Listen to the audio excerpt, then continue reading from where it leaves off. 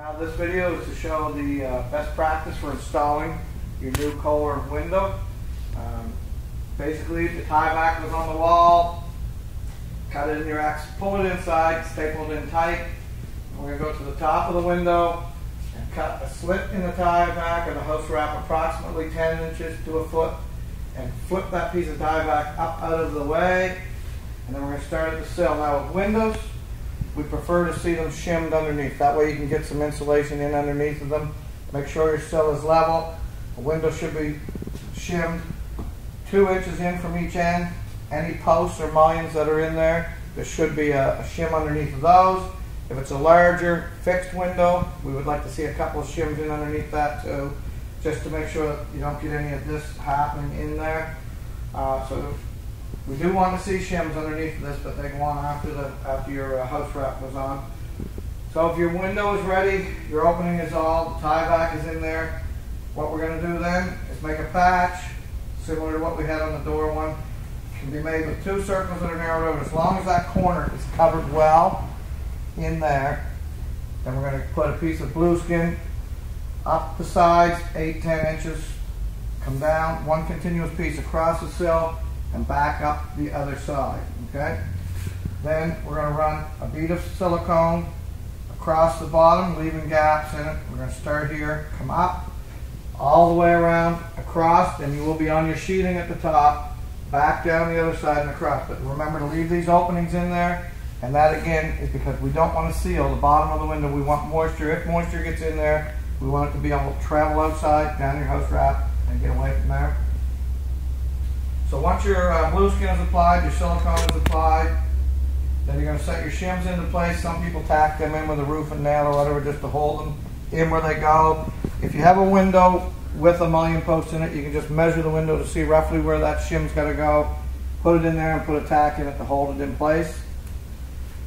So then your window is, or your opening is ready for the window. You're going to take your window, set it up into the opening, push it back tight into the silicone, make sure that it's seated in good everywhere, and at that point you're going to want to have somebody inside or put a few tacks in it just to hold it inside, and make sure that you are centered in the opening so that you have an even gap in your rough opening on each side for your insulation to go in there. You basically don't want the window to be real tight to one side and a whole bunch of insulation to the other side.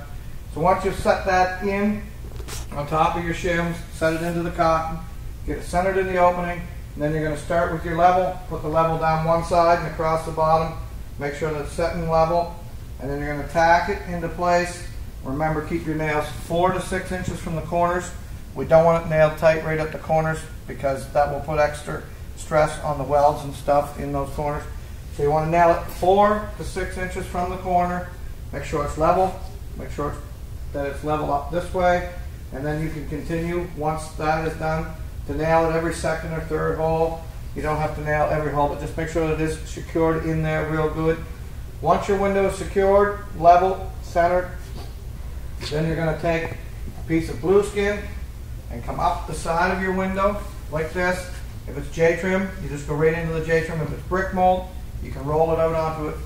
Continue above the window 6 inches or so with that blue skin.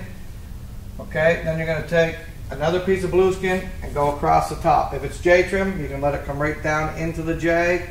If it's brick mold, bring it down, roll it out on top of the brick mold. Once that's done, you can drop your house wrap back down over and tape it. And like we said, we do not want the sill to be blocked off here. You want to be able to get water out of there if water did happen to get in there.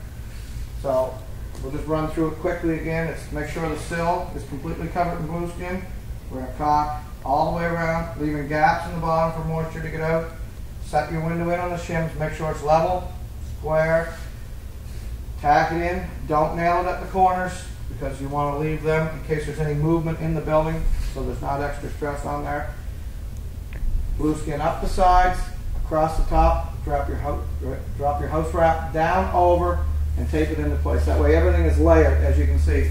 Any moisture traveling down will come over the house wrap, over this blue skin, down over this blue skin, and continue traveling down and outside. This is best practice for installing. If you just remember, if you install a window and door, it's only going to perform as well as it's installed.